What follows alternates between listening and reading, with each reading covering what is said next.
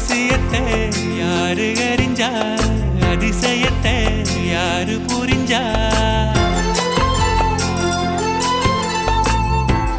விதக்கிற கைதானே மலர் பறிக்குது தினந்தோறும். மலர் தொடுக்க நாறு எடுத்து யார் தொடுத்தா மாலையாச்சு.